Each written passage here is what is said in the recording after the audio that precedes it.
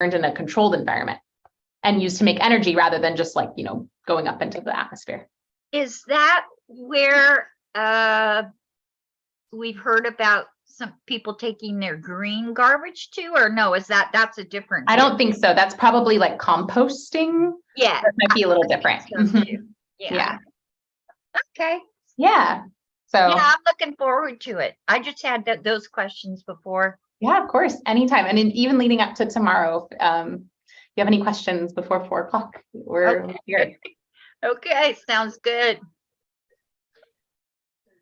Hi, everyone. Welcome. Hello.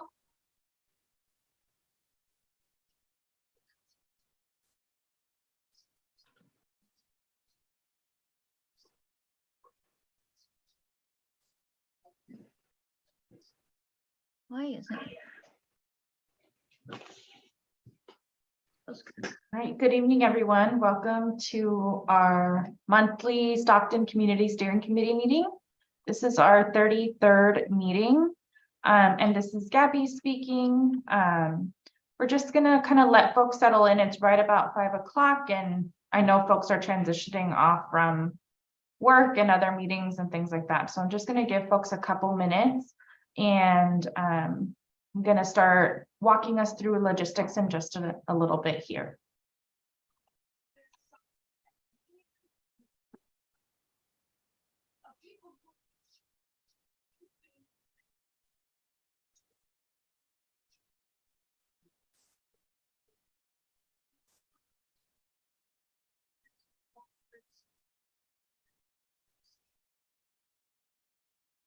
All righty, good evening, everyone. This is Gabby speaking. Welcome again to our February monthly meeting. We're really excited to facilitate this session for you today. We really value your ongoing commitment to supporting this process and to developing plans to combat air inequities in your community. It really truly is because of your work and your dedication to this that you'll be able to really implement new strategies and that you're able to start doing some work such as measuring air pollution and reducing those health disparities in your community. Today's agenda topics are really focusing on providing you some updates on exciting projects and programs underway as part of the CSC and then also broadly in the community. So as you might notice, some of the agenda items will include resident-facing activities, so if the public does have clarifying questions to confirm understanding around those programs, we can answer those during the agenda item. But as always, any broader questions around like bigger picture topics and things like that will be addressed during public comment when they are public. When they are coming from residents or the public. And as always, CSC comments, questions are taken throughout presentations and meetings. Before we get started, I want to walk you through meeting logistics. I know this is really familiar to folks, but always helpful to have a refresher. Just want to start by reminding folks that in order to have equitable access to this information and the interpretation, we ask that you please share your name before speaking. This ensures that we have smooth communication throughout and a smoother and more equitable interpretation process. Before we get started, we also ask that you please mute yourself and make sure your name is following this naming convention that you can see here on the screen. You can always rename yourself by selecting the upper right-hand corner 3 dots and clicking rename on the menu options. For CSC members, we ask that you label yourself either CSC or R if you're a resident, followed by a comma, last name, first name, last name. And any other participants can share their organizational affiliation. So Air District or CARB can label themselves AD or CARB, and then P for the general public. And all other orgs can write whatever your organizational name is. If you have any issues updating your name, feel free to let anybody at our facilitator team know or anyone on the Air District side. I also wanted to let you all know that I'm joined here today by my colleague Laura Martinez, who will also be co-facilitating this session with you today. For folks who are using phone audio to call in, but are also joining via video, we ask that you please link these together. This really helps us pinpoint who the speakers are at any given moment. And you can do this by following the audio menu options and switching to phone audio and following the prompts on your screen. And one more time, just kind of displaying the rules here around the naming convention that we follow, and really emphasizing this helps us track attendance for stipend purposes as well. So encouraging all of you to follow this convention. And then our virtual meeting etiquette agreement includes staying on mute unless you're speaking. For folks who are calling in, you can use *6 to unmute and then remute yourself. And similarly, you can raise your hand if you're calling in, use *9 and use it again to lower your hand. A reminder that folks who are participating in the stipend program should stay for at least 75% of today's meeting to be eligible for the stipend, and that would be 90 minutes out of this 2-hour meeting. And again, please state your name before sharing a comment to allow for a smooth interpretation of the conversation.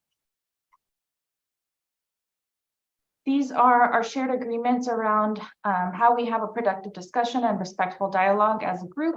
To help achieve the meeting goals, please focus on solutions, opportunities, and a productive dialogue. Let everybody participate. So if you tend to share more, maybe stepping back. If you tend not to share, maybe stepping up. Being civil and respectful. So it is always okay to have disagreements, but being respectful, empathetic, and civil. Staying on point and on time. So keeping comments brief and to the point to ensure, again, that everybody has a chance to participate. When you do have a disagreement, focus on attacking the problem and not the person. So it's totally acceptable to challenge other ideas or outcomes, but never to attack the person, and really honor everybody's humanity and dignity. And then finally, to really help us be productive in achieving our goals, seeking common ground and building consensus really helps us achieve the best results together.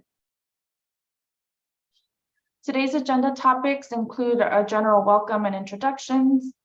Then we will go through the action items tracker. We'll have a quarterly air monitoring update this month, as well as a presentation from San Joaquin County Human Services Agency on a weatherization program, truck reroute study update, standing updates, and then we'll wrap up and have public comment at the end. All right. I did want to let you all know we do not have a community co-host for this month, but we do actually have a volunteer for next month. So if you are interested in a future month, please let us know. And a special thank you to Debbie for volunteering next month. We really are looking forward to working with you. With that, I'm going to pass it over to the Air District for additional welcoming remarks. Thank you, Gabby, and welcome all. I'm Jessica Olson. I'm the Director of Community Strategies and Resources with the Air District, and I'm really excited to kick off our meeting today. As Gabby mentioned through the agenda, you'll see we have kind of a variety of different topics, but really the focus here is updating you all on projects that have been ongoing that we haven't really had a chance to touch base on, and also getting kind of feedback on a couple of things we're really eager to share with you.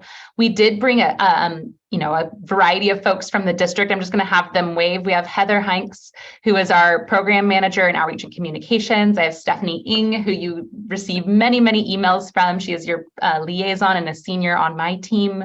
And then we also have folks here from our team that's going to be providing our air monitoring update. And so you'll hear in a bit from Robert Gillis. We also have Chai from our team that regularly provides updates to you all. And I hope I didn't forget anyone else on my team, but that's who I brought with me. And I just want to welcome you and thank you all for being here. And I look forward to the discussion. Thanks, Gabby. Thanks, Jess. We're going to go ahead and get started with our first agenda item of this evening, which is the action items tracker. And just to kind of restate a little bit about the purpose, and I know we've had some newer CSC folks join in the past couple of months, so it's always helpful to share some context. As you all are familiar with, this action items tracker is a tool that helps us to develop transparency and accountability. The Air District has taken this really seriously, and they continually update this tracker after every meeting to ensure that your voices are heard and that any action items that are captured during these CSC meetings are accounted for in that tracker. As a reminder, at the end of every meeting is where we share those action items, and we really encourage you all to add any action items that should be tracked if we ever miss anything as we share those back with you. As always, as Stephanie provides updates, please feel free to ask for clarification in the chat or raise your hand. And I'm going to pass it over to Stephanie. Thanks so much, Gabby, and good evening, everyone. Happy February. I'm going to go ahead and share my screen and start where I normally do, just on our main Stockton page. And right here in the corner, you can select Stockton running action items. And like Gabby mentioned, this is a routine check-in on some of the action items we've had, especially from the most recent meetings. I'll zoom in a little. We do have a handful of pending items. None of these are from the most recent meeting, and these handful of them are ones that the district is still working on and working with CARB and kind of the various subcommittees that some of these are with. And so these are all still ones that we are working with, but I do want to highlight some of the ones that came out of the most recent meeting, which was the January meeting. These 4 items came from the last meeting and are completed, one of which was regarding the trees subcommittee meeting on January 17th. This was just an opportunity to review the submitted proposals.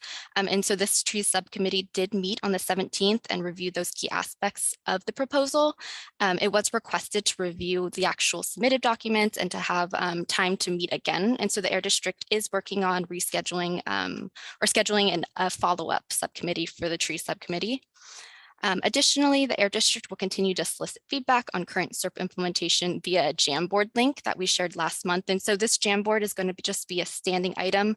You can visit the link here and always feel free to include any feedback that you have on improving the SERP implementation process.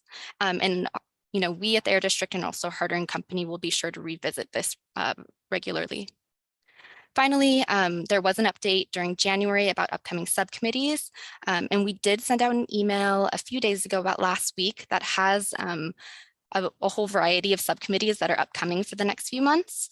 If you didn't get it, please feel free to reach out to us.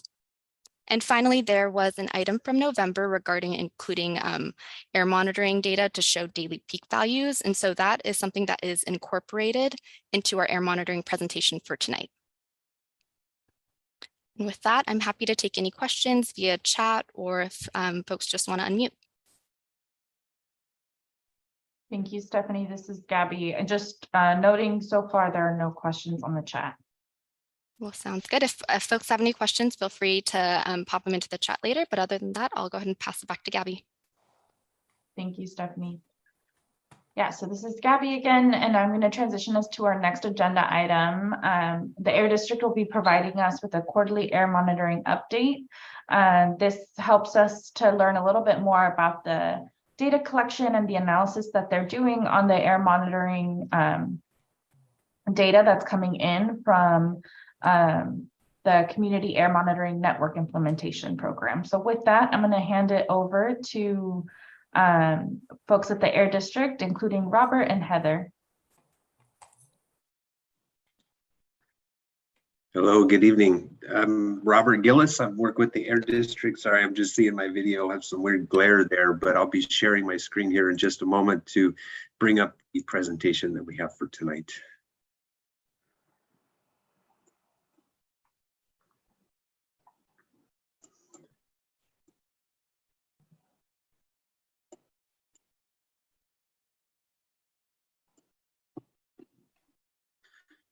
Okay, I think everybody should be able to see that now. So I'd just like to start here by welcoming everybody to this presentation, and we'll just talk through a few slides and some air monitoring updates, hopefully I'll try to keep a good pace and stop mostly at the end for questions about things. But if there are some questions, maybe Stephanie or somebody could help me with just pointing out if that comes up on the chat. So the first few slides in the presentation are just an overview again of the air monitoring network, but we do just want to provide tonight a status on the overall implementation and then review some of the data that's collected so far, focusing on the Q4 period, which is the end of 2022, and then just any questions and comments and recommendations from there. So this slide is just a brief overview of the progress that's been made so far in implementing the community air monitoring program. And most of the sites, of the 6 sites that have access here, have been implemented. Another site is on the way very soon, and then there are still progress being made to implement the rest. So we have a lot of implementation at the air monitoring program. These are just some refreshers on what some of the air monitoring equipment looks like. Some of the site locations, air monitoring van, and just an overview of the interactive map that's available at the district webpage, the community for the Stockton community, and showing all the sites.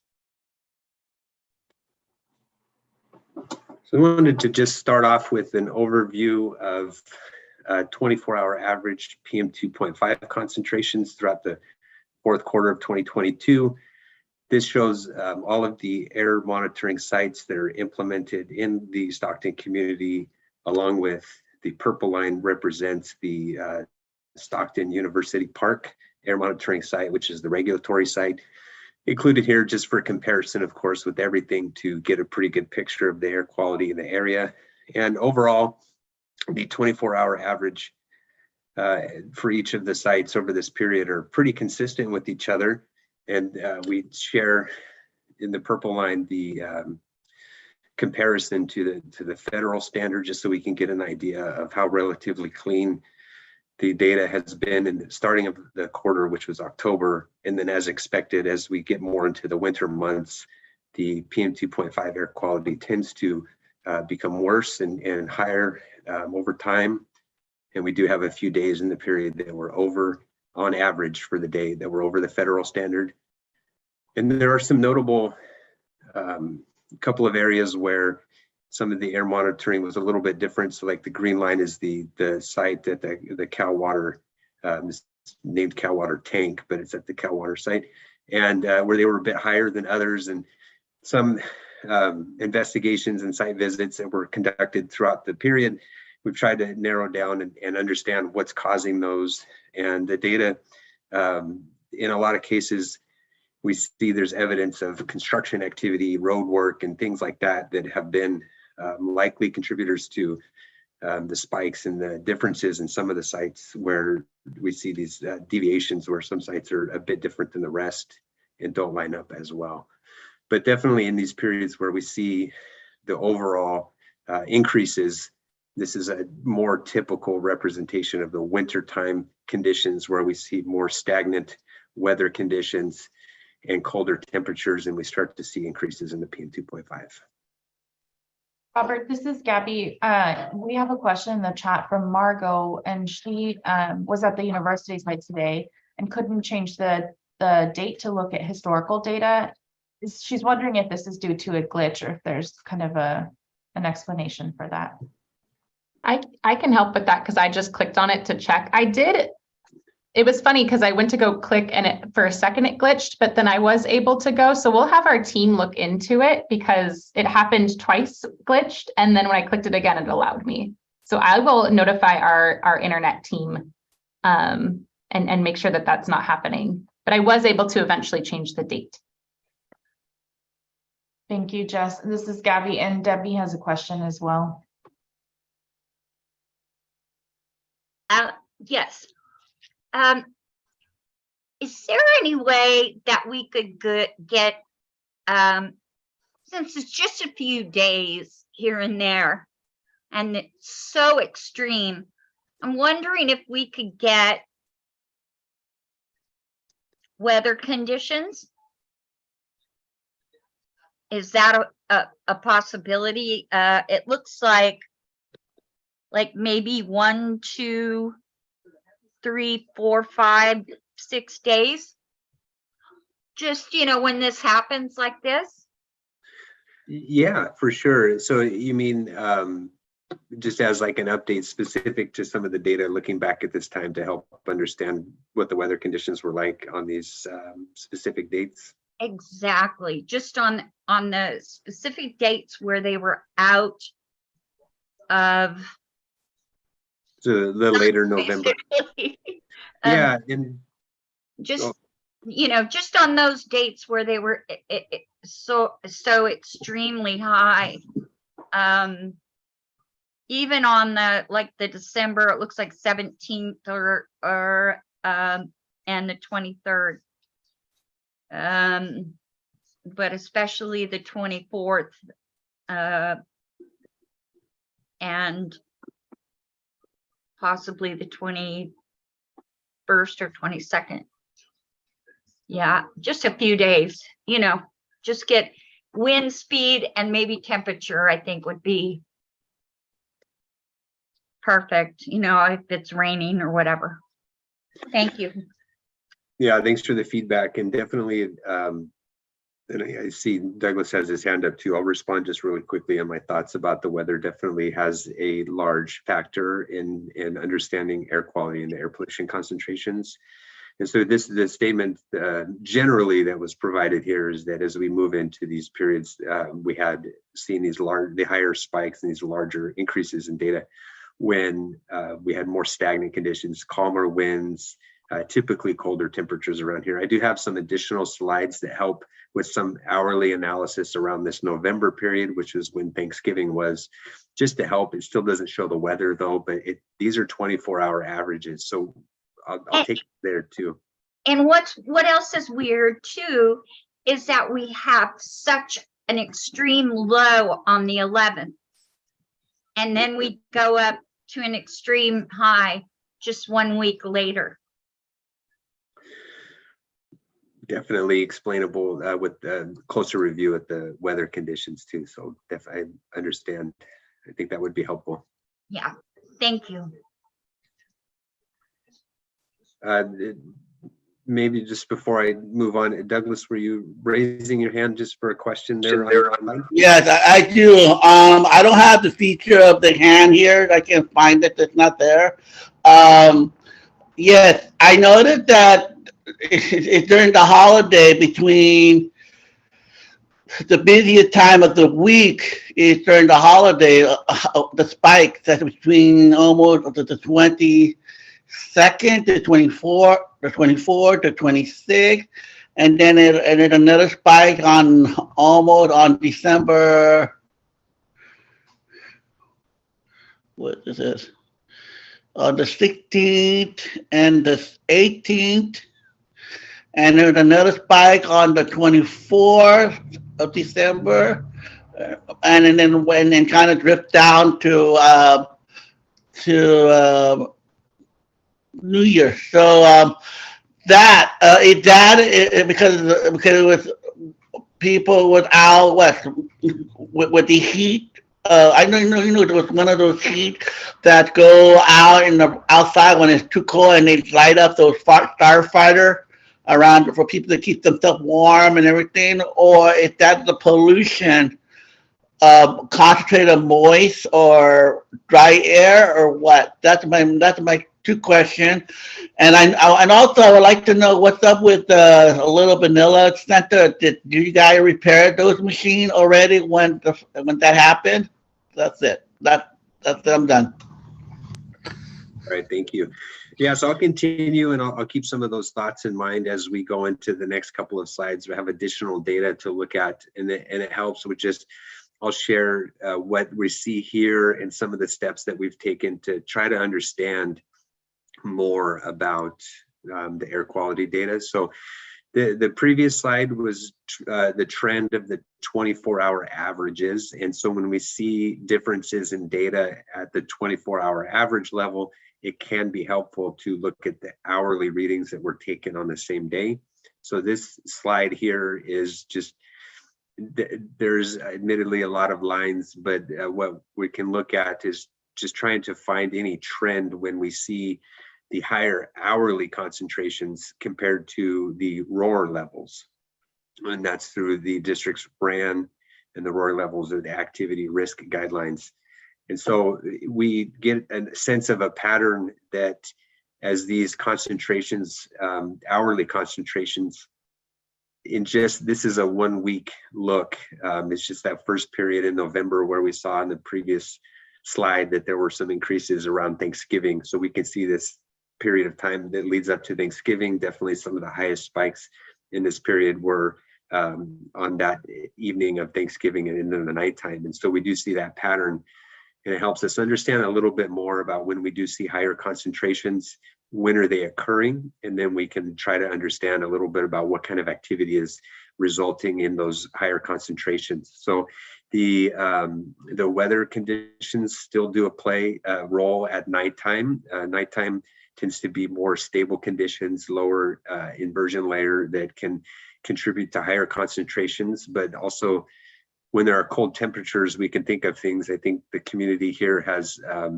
maybe observed or commented about illegal open burning could be a contributor to higher nighttime, really any time of the day, but I think that could be a part of it here. And then also potentially if there's residential wood burning happening around that time of day as well, in those conditions can also lead to poorer air quality on the PM2.5 readings. So that's what we're showing here, in just trying to get that understanding in the conversation and some ideas about what might be contributing there. But the previous statement about some of the sites that had nearby construction, road work, and different activity occurring were potentially also contributing to high concentrations, but more likely during the daytime, whereas these other activities at nighttime would likely be explainable to these concentrations. So this is just an image of some of the surveillance that we've been able to see evidence of activity during the day. Again, when we go to the sites, and this on the left is a project that's happening, I think a soil remediation project near one of the air monitoring sites. And then on the right here, in the foreground of the image is the air monitoring equipment, but all of those towers had been constructed. And then also we can see an active construction equipment that was operating at the time there too. So these are bits of evidence that help us understand what might be contributing to concentrations. But these would likely be daytime activities that had impacted the sites. Thank you, Robert. I see Debbie has a question. I'm wondering if we can pause to hear from her. All right. Can we go back to the hourly? There we go. Now, I'm having a hard time. Okay, I understand that the line is that midnight. Is that midnight on the 25th or midnight on the 24th or whatever? The white line going up, vertical line. Yeah, the vertical lines represent the midnights. So as we transition from, maybe see the cursor, I hope, but the 23rd at midnight, and then you go into the 24th. So these highest concentrations appear to have occurred, well, they appear on the graph lining up with the midnight and the evening hours, right? The 24th, which is Thanksgiving Day. And then we see a pretty sharp decrease right after that. And we see a similar increase at around the midnight and after midnight, pretty much on any day. So that pattern is not unusual, but definitely the hourly concentrations are much higher on Thanksgiving Day, which could lead to a potential conclusion that wood burning activity was contributing to those concentrations on that day. And on the 28th, Cal Water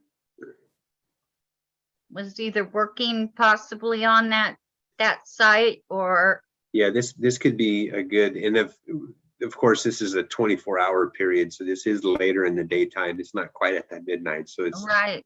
It is a single hour very high concentration that may have been more of a construction activity, or is that's during the day about? or would that looks like it would be at night because it's close to midnight. Yeah, it is likely later in the afternoon, early evening time. So again, I'm not sure exactly if it's construction activity, but seeing that the comparable to the Thanksgiving Day where most sites were higher, of course, we see the Cal water tank on that day, the orange was the highest. And then over here, we really only see one site that had concentrations quite that high. And do we have something similar to this on December? That's definitely something that is not in this presentation right now, but we do have the ability to look into that. And then the subsequent slide here tried to capture a little bit more of the every site, a little more visible for the entire period, October through December 31st. It's the whole fourth quarter.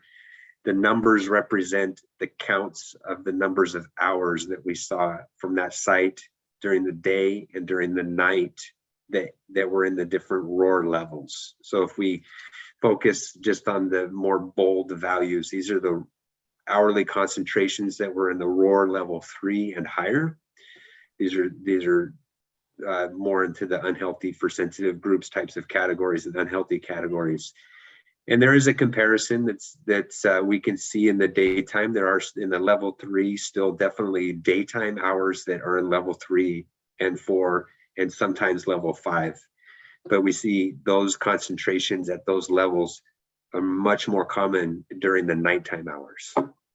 And so this is hopefully just more of a capture of the overall period that we're talking about, as opposed to the previous slide was just that 1 week as an example of what we could see when we look at it. But the lines on the colors may be difficult to really discern. I think still helpful to look if we wanted to follow up with that at a December timeframe more specifically. So we could get close in on a certain date, and we can get the overall picture like this, which still is beneficial. Thank you so much, Robert. So hopefully this is helpful in understanding just how we're trying to investigate, definitely trying to come to some discussion and talking points about what might be causing the higher concentrations that we see on the air monitoring data. And I do think that this is helpful in narrowing down and coming to some potential conclusions about activity that could be happening. So observation and anything that the community is aware of that helps to understand what these are is helpful for discussion as well. And then I have just a few more slides, but I see Douglas is raising for a question or a comment. Yeah, for clarification, what do you mean concentration? What are you referring to? Because I don't understand when you talk about concentration. Are you talking about negative effect? Are you talking about a positive effect? Or what are you referring to when it comes to concentration data? Thank you. Yeah, and just real quickly on that, the interpretation, that's just the number that's read by the air monitoring equipment. So when the air monitoring equipment is sampling the air, the number that comes out is the concentration. So in the previous slides, we saw the graph of the 24 hours. We're able to show a comparison to 35 micrograms per cubic meter, which is the federal standard. That's the concentration that we're talking about, is just the number that we get from the air monitoring equipment. And so it's comparing the hourly reading to the roar levels helps to understand what are the potential effects on being in that air quality at that time.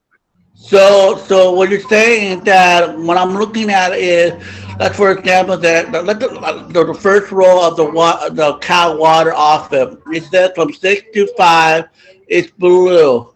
That's high, and the one at nighttime you shaded to brown, so it's low. So quality of the air is good. That the concentration of non-pollution, or what? Yeah, and sorry if I missed explaining that the green at the top row here, the green is the cleanest air quality, is in the level 1, is the lowest roar level.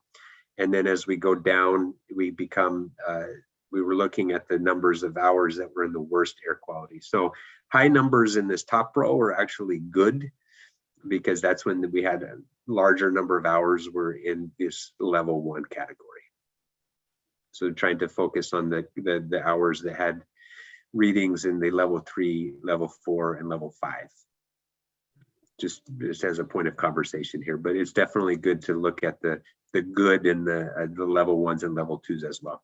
Okay, so hold on. So the level, go back, please. So the level 1335 doesn't explain to me the concentration of 418. So that's low in the area of the score. But when I look into the green, it's in the green area. What is it? Maybe it's between 100 to 450. Is the range from that? Is it good quality or what?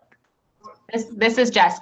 Robert, maybe use your cursor to show all the numbers in the main. Yeah, all of the numbers that are under his cursor right now, those are just the number of hours. Those are not concentrations.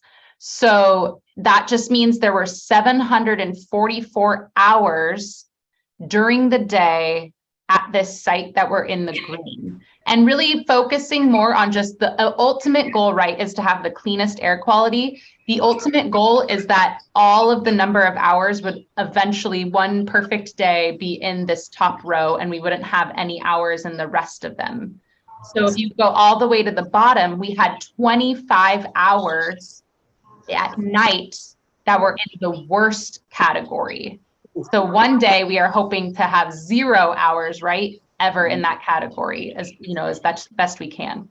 Okay, I see. Okay, thank you so much for the clarification. Thank you. Yeah, thanks for the question, and thanks for the help, Jess, with explaining that.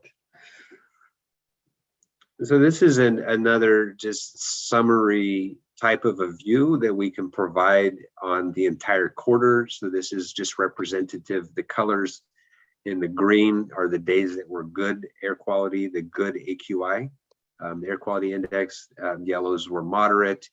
And then when we see the oranges and reds, these correspond with daily readings that were above the unhealthy for sensitive groups and unhealthy air quality index categories. So this is just helpful to see all of the different sites together, hopefully get a comparison on any given day where we might see that one site here in November was an unhealthy as the red, and the rest of the sites, though, in comparison, were in the unhealthy for sensitive groups category. So we don't see too much in this view where, like again in this previous slide, where most of the sites, most of the time, are reporting air quality that's pretty comparable across the entire Stockton community. And just to give, at the bottom here too, is just more detail on what the colors mean. So this is the same data that was presented previously in the line graph, but it's just helpful in a different way to compare.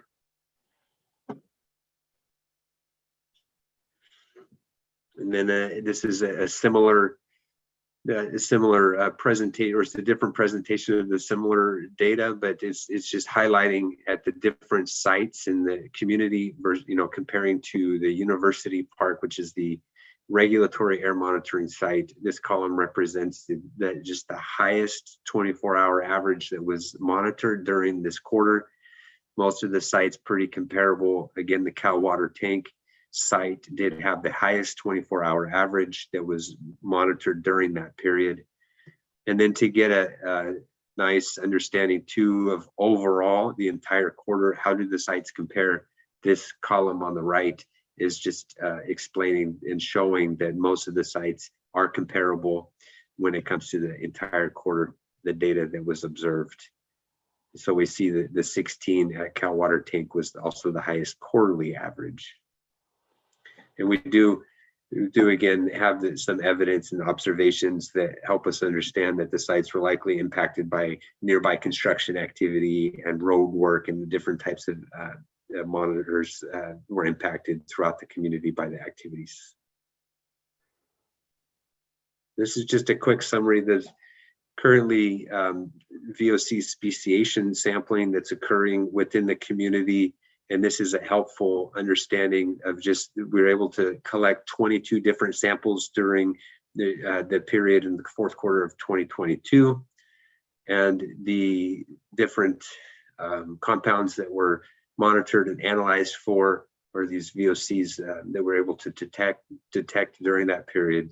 But only acetaldehyde and methanol have a reference exposure level that we're able to compare the reading in the lab analysis against an exposure limit. And so that's what this table is showing. Is just a summary again of these two pollutant types and what are the potential emission sources where these could be coming from, or what might be causing them. And then showing the reading, the max reading compared to the reference level. We could see very low measurements compared to the exposure limits on the short term. And then the orange is a longer term. If you were exposed to this pollutant for an entire lifetime, what would that reference exposure limit be? This is just that comparison of how low the readings are on average over this period compared to that lifetime long-term impact. And then just coming back to the PM 2.5, again, just to hopefully present a look of how similar the sites are, or be able to compare on average the monthly averages for PM 2.5 for each of the sites. We can see, similar to the previous slides, October was overall pretty low concentrations, and then we did see higher concentrations as we got into November and December. And when these black bars, when they overlap with the other columns in the chart, we can generally interpret that the measurements are comparable. That we don't expect that these are really interpreted to be substantially different. And so it is helpful still to understand the sites if they, over time, as we collect more data and have more months to analyze and compare the sites, which sites might be higher than others over time. So I'd like to present this to help with that analysis. And I think one of the notable is the December period. We see a little bit more variability. So that's the presentation of the slides of just the air quality data and what was observed, and the comparisons for the quarter four. And as a reminder, the air quality data is available on the district's AB617 webpage. And here's just the brief overview of what's available there. And then also at the CARBS, the California Resources Board's, the statewide air quality data portal. And here's a link to that. So from here, we'll hand it over to Heather.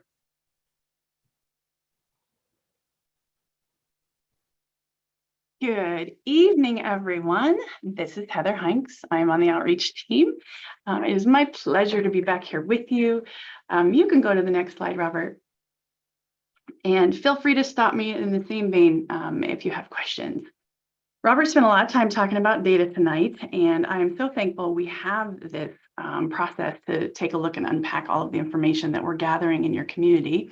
But we want to also remind you that the tools exist out there, and we still spend lots of time on a daily basis making sure the public's aware that they can gather the same information.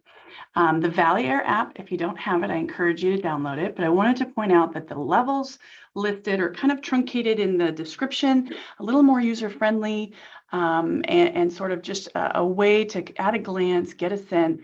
You open the app and it'll show you what level we're at. For your location, you can turn on location services. And you can save locations, throughout the valley or throughout your community. But just a reminder for those watching tonight that, oh, it's okay, that was good, that please download our app, pay attention to myran.com. But I want to unpack a little bit the fact that there is a lot of tools out there. And while you guys are getting a kind of an in-depth look at some of the information on the ground in Stockton, I want to alert you that it's really important to pay attention to all the tools out there and to cross-reference them, to use them to inform you, and tell your friends and neighbors about them. On the screen is an example of several app-based tools that pull the air quality data that we collect and present them in an app. The first two images on the left are the Myran, the Valley Air app. And the first screen is what it opens to. And the second screen is if you want to get individualized data, you can drop into that and see it just like it looks on the Myran main website. The next two moving over are airnow.gov and the fire.airnow.gov. And we'll talk more about that as we approach sort of the fire season and the wildfire issues that we dealt with last year. But most importantly, just know that airnow.gov and the AirNow app and Myran, all available to you, useful and good to cross-reference, including the very last one is Purple Air. The Purple Air website, we've talked about Purple Air and just informing trends in your local neighborhood. But just a nod to anybody watching tonight to please engage in those tools and use them and share them and ask questions about them. Next slide. So we spent a lot of time talking about the fact that we saw PM2.5 kind of go up and down over the course of these winter months, and that we definitely struggle in those sort of really cold hours dealing with PM2.5 influence in our neighborhoods. And we don't want that to happen. And as Debbie pointed out, we need to tell folks that that shouldn't happen and how they can avoid doing that, and all the details that we've been working on here with our change out program and the funding available to Stockton residents to do that. So what we'd like to do, we have a proposal. We have been working in our other communities. We're planning the same kind of outreach to talk about the fireplace change out and really make it a little bit more real for the community. I think sometimes people don't actually have a sense of what we're talking about. So we'd like to invite them into a smaller space, maybe definitely hand out some prizes, maybe have some snacks and coffee, but have what we are calling a show and tell. We did it in Shafter and it was great. We were able to send like a social campaign out, targeted by zip code so that it's reaching the community. We sent some email blasts, and of course we shared it with the committee. And we got, several dozen community residents that joined us at a coffee shop in Shafter on an evening and learned from about 4 hearth retailers about their options. No, you didn't have to sign up that night, no obligation. You certainly could bring pictures of your unit and talk about your home and get direct answers from staff and hearth retailers. But we'd like to do that for Stockton. So after we put the presentation down, and I can see all of you again, Jess, I'm with Jess. It's hard to sort of gauge you when you're just looking at the presentation, but I'd like to see if, one, you're interested in the date that I've listed on the screen.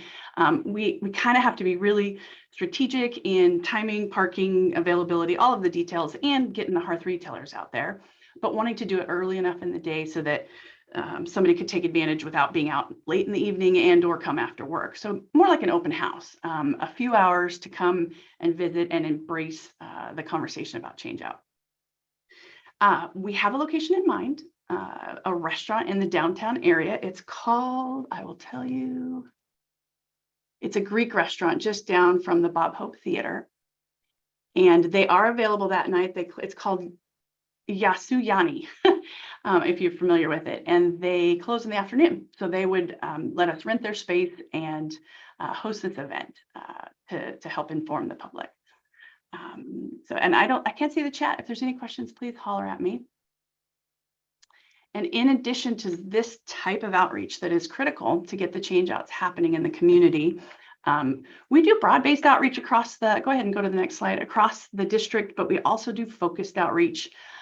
Things like Nextdoor. In fact, there's an example, I think from yesterday. If you follow Nextdoor, go in there and look for us. We message to the public about avoiding wood burning and the funds available for change out. I've also updated the flyer. I know earlier in the year, probably maybe several months ago, we gave you the first iteration of our change out program. And as you all know, we've increased that funding, which we're very happy about. And so the blue flyer on your screen is the update and the updated flyer. which you might start seeing in your mailbox. We printed some for the residents and Steph sent those out, is sending those out as we speak. So you can certainly spread those around. But the middle image is an example of some messaging about the impacts of wood burning. The outreach has to go so far as to encourage the action to make changes and understand why, understand the health impacts. So we're trying to balance all of that in the outreach as we're trying to get folks on board with changing out. Plus, we're present on a lot of different social media. So for those of you that do engage in that manner, follow us, engage with us, share our posts and information. And we find that organic sharing actually gives a lot of credibility and maybe opens the door to conversation where somebody in their community is talking about it. Are there any questions?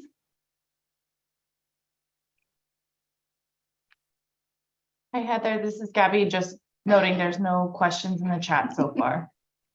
Thank you.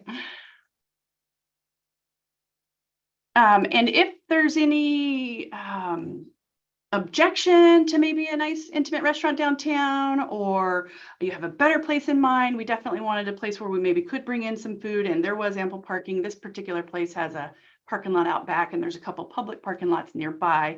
They said it gets pretty quiet in the evening. So I figure there's not any barriers to maybe popping in and getting some information. And if you guys like the date, we'll book it and proceed.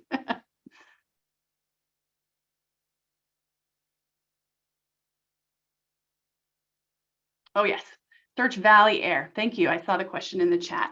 On both platforms, Search Valley Air, and you'll find here, I'll turn my screen off. The image is this, the mountains and the green mountains and blue sky. That image is kind of everywhere in our materials. So you've got the right thing. Sounds great to you, Debbie. Awesome. Thank you. Good to see you all. Thank you, Heather. Are there, any questions or objections to that proposal? Heather, you mentioned something. Can I just clarify? We will be doing social media, like advertising for the show and tell event. Is that what we're going to do? Okay. Yes, thanks, Jess. I haven't started anything because I definitely wanted to get the blessing and buy-in from the committee. But once we have that, yes, by all means, that certainly is critical because folks need to know that it's happening so that they can attend. Yes. Heather, this is Debbie. Hi. Good to see you. I'm just wondering if you could send that to me and I could get it out to a few people. Absolutely. Too, that I think need to see it. Wonderful, wonderful. And hopefully some of you can join us that night too. That would be fantastic. Absolutely. This is Gabby. Yeah, thank you, Debbie, for that. And thanks, Heather and Robert, for the presentation. I'm just noting there's not any more kind of outstanding comments that folks are having, but if at some point throughout today's meeting, you realize you have a question about the event or anything like that, feel free to drop, notes in the chat. And I'm sure that Heather can kind of attune to those as we keep on going with the meeting. Well, yeah, if there's no more comments around that, I'm happy to transition us to this next agenda item, which is a presentation that we're having today about San Joaquin County Weatherization Program. At our previous agenda setting meeting, folks had shared some insight around this existing weatherization program led by San Joaquin County Human Services Agency. And the Air District has connected with the Human Services Agency to bring forward this presentation today regarding this program. In this presentation, you can expect to learn a little bit more about the existing program, including opportunities to leverage some of the resources they have to offer. So with that, I'm happy to kind of pass it on to folks from the Human Services Agency, if you're present and willing to share a little bit with us today.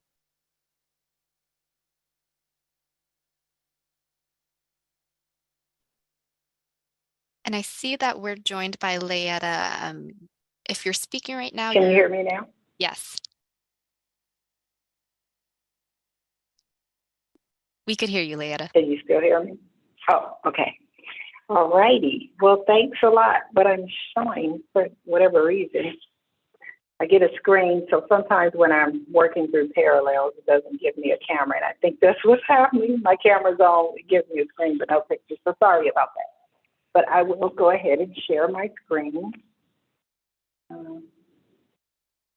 See.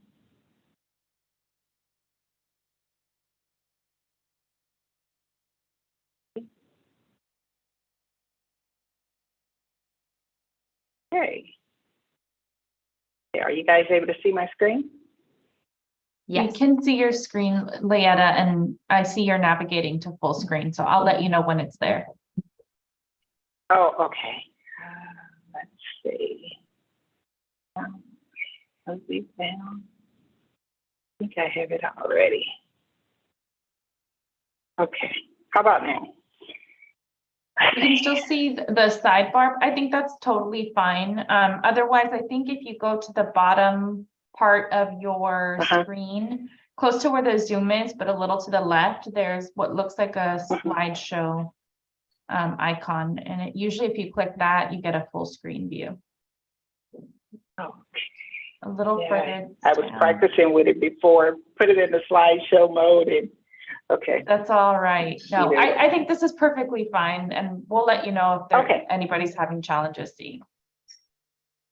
Okay, now I just need to move you guys out of my way. Oh, let's see.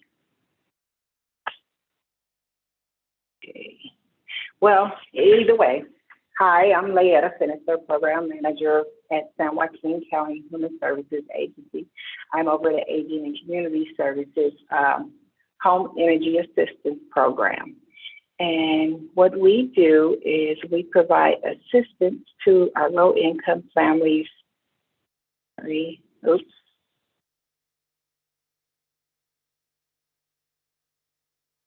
Sorry.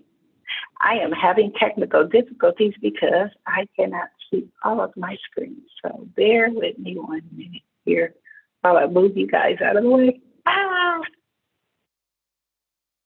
Okay, there we go. Okay. So the purpose of today's workshop is that we want to share some tips on how to manage your energy bill and save money. Typically, this type of presentation is for the community members who may need our services. And so what we have currently is our HEAP program, our LIWA, and our free weatherization program. So in this workshop, what we like to do is increase the awareness of other programs that can help decrease the monthly cost of bills, how to complete and submit the applications for the energy bill assistance through the HEAP program or the home weatherization program that helps weatherize your home to bring down your energy costs.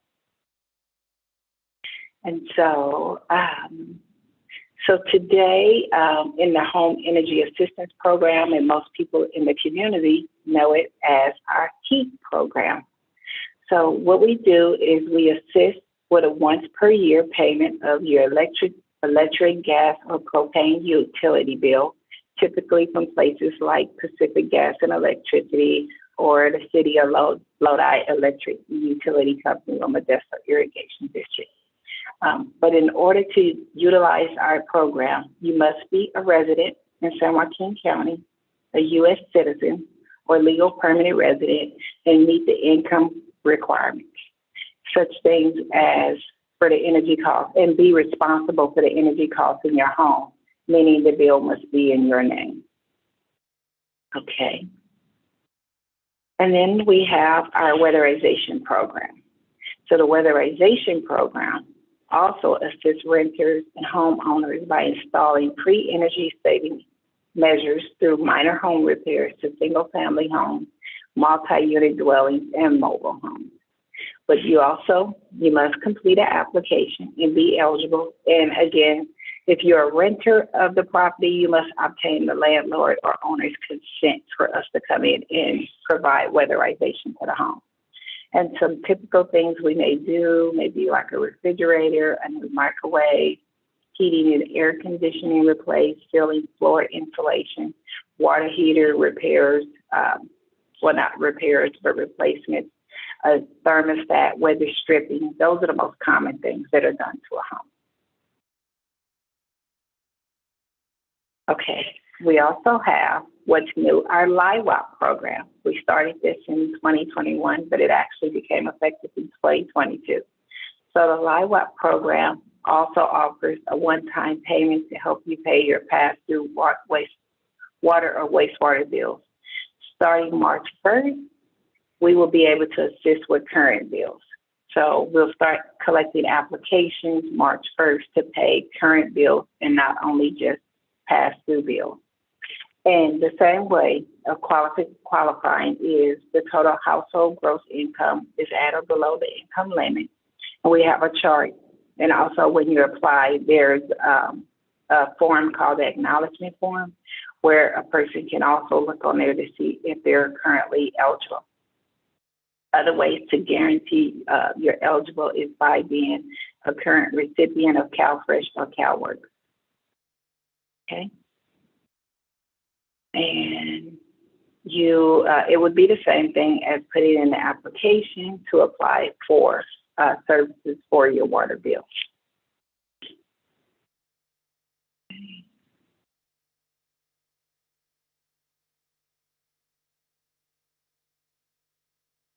So just a quick note, some of the things that we kind of teach in the classes is ways to save, conserving your energy waste usage, being aware of the energy that you use in your home, managing your energy bill, learning how to read your statements so you can make informed choices. And then we also educate on the consumer programs, like how to contact your provider directly to find out about the dollar savings options. Also how to make a home budget, how much they can spend each month and where, and then how to apply for the heat and weatherization program. And that would be our outreach specialist that kind of conducts these trainings along with our energy program specialist. On the next slide here, remember how I talked about you have to be income eligible. So this is an example of what for the 2023, the income requirements. For a family of one, the income must be $2,700.17 or less. And if you go down to maybe like a family of 10 here, the income in the household, the total income must be under $7,477.66.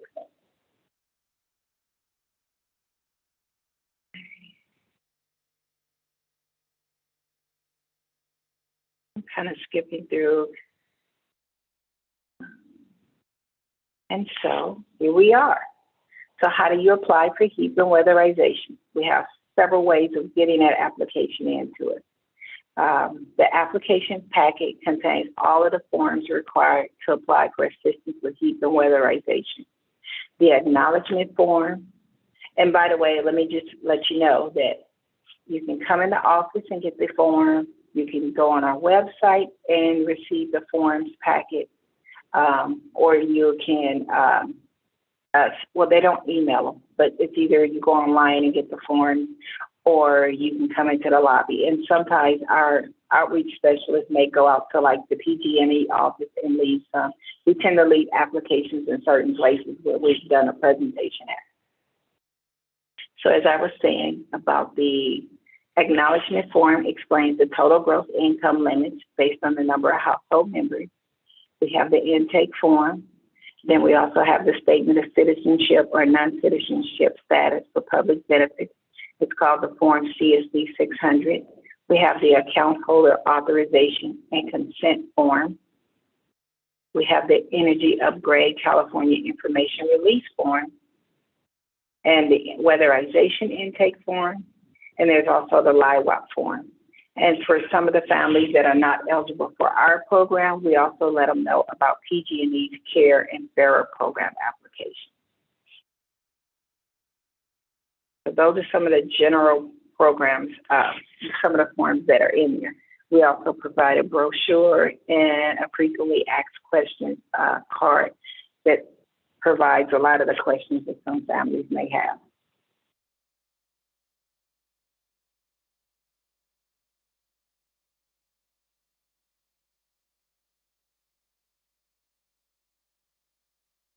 Okay, so remember we talked about once you submit your application and submit the documents, you can either send them in via U.S. mail.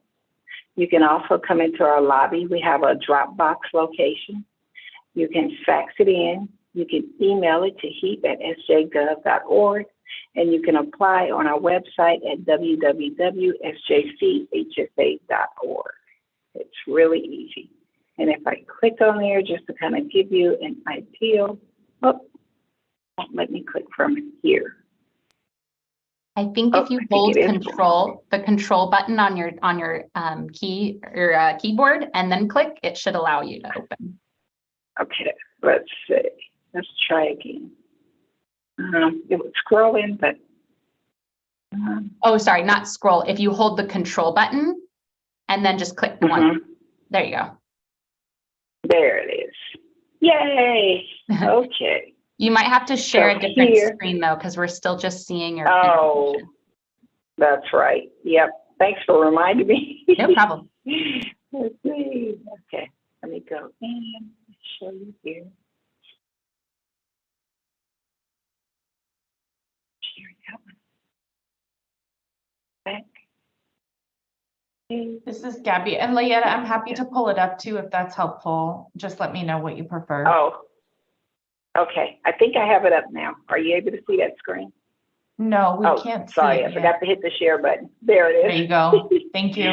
Okay, there. Okay, so this is Human Services screen with all our programs, which is always very helpful for any family.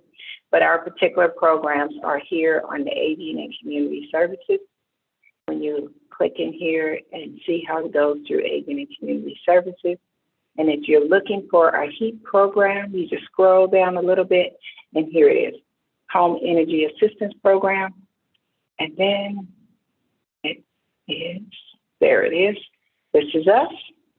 And all of our forms are here. When you click on the forms,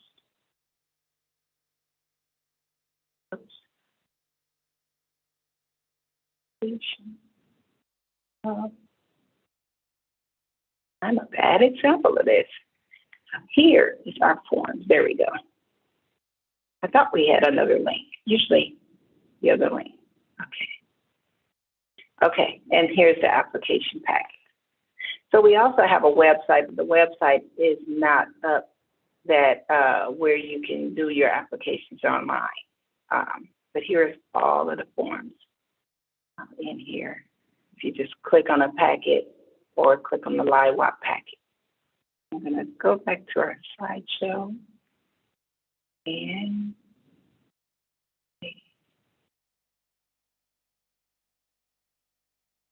okay. Let's see. Coming down here. So what happens next? You submit your application. Once that application is received by the HEAP office, allow about 4 to 6 weeks for processing. Complete applications are reviewed, processed, and approved for benefits, but sometimes people forget to maybe submit some forms. So those are what we call incomplete applications. Those are reviewed and received. They get a letter in the mail indicating what's needed to complete the process. And then we hold on to those applications, giving them a certain amount of time to get that information in. Sometimes they get a call if they need more of an explanation, or the customer may call us. So those with a 48-hour notice or shut-off notice, they will be forwarded to our crisis unit for immediate help. Those applications are processed a lot faster. So we have to work with like PG&E to make sure that they get their services not turned off. We try to pay those pretty quickly, but the incomplete applications are delayed if they don't have everything. So it's always important that they follow the checkbox list and get everything in as soon as possible. Okay. Thank you. So, this is Gabby. I was just noting a question on the chat. Okay. Somebody was asking, and let me just, for some reason it's disappeared. Oh, Jazzy Latour was asking, can renters submit an application or does it have to go through the owner or landlord?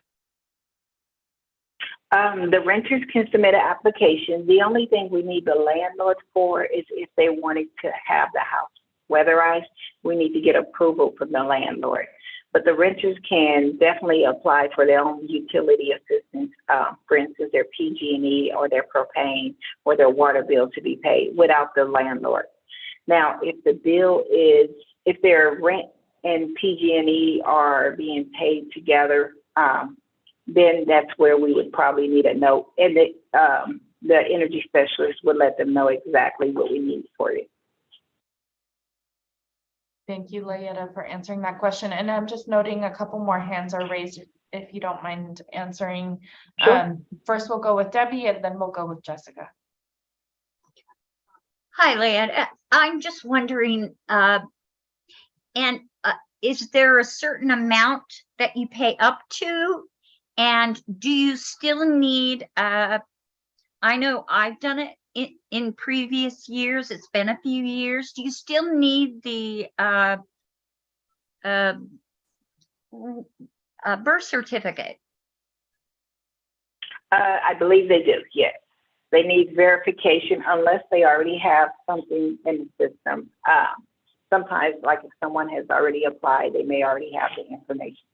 But that's the eligibility staff that would know exactly what, you know, everything that you need. Okay.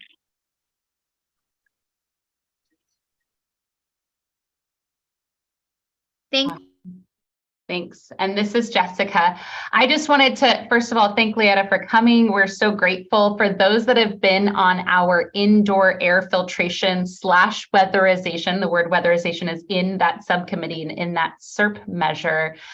For those that have joined us, we're just really grateful. You can see how this, particularly the weatherization and really the energy assistance, will help with our plans for indoor air filtration. And we'll certainly have more to talk about at the next couple of meetings regarding that measure. But you can imagine it's not going to be as useful to get a new air purifier if the home isn't properly weatherized. So we're just grateful to have this partnership. And now we have a specific contact, right? And so we can all work together, and you can already start thinking ahead as we do outreach and launch that filtration program. We will certainly continue to partner with the Human Services Agency on this work. Yes. Thank you, Jess. And Layetta, I was just noting Debbie had also asked if there's a certain limit or an amount that you go up to in terms of coverage. So each program has its limits that we can pay up to, but because we have multiple programs, sometimes we can pay. So for instance, we've paid bills that are $2,000. So, you know, we have funds from multiple programs that we can use. Thank So you, Layetta. whatever bill that they have, you know, just send it and we try to work with them and pay as much as we can. And I also have here, you'll see our flyer here listed off to the right. This is one of our flyers that we've recently been using. I'll send that to Stephanie or one of you guys, and then you can distribute it to the different community groups that are on the call so they can have it posted at their sites, if that's okay. I don't have the Spanish version yet on this one. This is Gabby. Thank you, Layetta. I'm seeing some nods and just appreciation for that and for the information too that you shared here today. So thank you. No problem. Are there any more questions for Layetta while we have her here? I'm just kind of looking around. I'm not seeing any more questions. And as always, feel free to continue to use the chat if anything comes up for you. And I'm sure even if Layetta has to hop off the call today, that the Air District can, you know, coordinate and follow up if that's necessary. Yeah, for sure. Well, thank you. Thank you. Glad to help. Thank you so much for being here. Really appreciate you. Okay. All right. I will stop sharing. All right. Well, I'm going to hand it off to my co-facilitator this evening, Laura, to walk us through some of the next agenda items that we have for today. Everybody, this is Laura. Thank you, Gabby, and thank you, presenters, for your super informative and engaging presentations. Always great to learn. from and with you all. So now we'll be transitioning to the truck reroute study update. And as some of you may know, there is an ongoing subcommittee that focuses heavily on heavy duty trucks. And as part of their work, they were interested in receiving an update on a study conducted by the Port of Stockton, focusing on rerouting trucks. And at a few of our agenda setting meetings, more folks have raised interest in receiving an update recently. So today you'll be able to hear a presentation from Port of Stockton. And in that presentation, there will be some study results, and you'll have the opportunity to discuss how this connects to some of the SERP measures focusing on heavy duty trucks. So with that being said, I will pass it off to Jolene. Thank you. This is Jeff. I'm going to just at least kick us off real quick. Yes. What's that, Jolene? I'm sorry. That does look like it's Jolene. Yes, she's there. Yes, it is. I am so sorry. Hello, can everybody hear me now? We can. Great. If it's okay, I'll share my screen. Yeah, sounds great. And let's see if I can get the presentation slide correct. And Jolene, I don't know if it's just me, but we are getting some feedback. Are you able to hear me? It sounds like a bit echoey. Is it just me, everyone? Can you all hear her okay? Yeah, okay. It's not too bad. She's hauled away in an airport. Perfect. It is not ideal. No. Well, okay. We appreciate you being here, Jolene. Yeah. I do apologize. No, I think it was just me then. Thank you all for helping with that. Let's just make sure I can share the screen. You want me to kick us off, Jolene? Sure. Are you getting that ready? I get it. Yeah. Okay. So just historically, a lot of the traffic for the Port of Stockton really only had one avenue, and that was coming in off of Highway 4, then north on Fresno, and then trucks would either but I am not done yet. turn west onto West Washington Street to go to the majority of the port, or they would go north to Harbor and make a left and to go into this what we call the secure area of the port. There's a restricted area that's controlled by our port police, and it's gated off. You have to have special clearances to go in there. It's very much like an airport, so it's very secure. And so that's really one of the areas that we're struggling with, trying to figure out how we're going to relocate some of that traffic, because it is just north of the neighborhood right off of Harbor. And so this historic issue has gotten a little bit better. We've done some improvements, but there's still a lot more we can do. We're working constantly with principal and folks at West Washington School to make sure that the kids are as safe as they can be, and that the trucks that are trying to access the port are doing everything they can not to go through that neighborhood. So I've had worked with Jolene and her team to kind of help us figure out, okay, what's the history? What are some things that we can do now to improve and redirect truck traffic? And then some longer term plans to completely eliminate trucks from going through the neighborhood. So we'll give a little highlight of where we are. I do want to preface everything by saying this is sort of a sneak peek. We have not vetted a lot of this through our board, but I have given them an update on that we're working on these programs, and so wanted to share that as well. So, Jolene?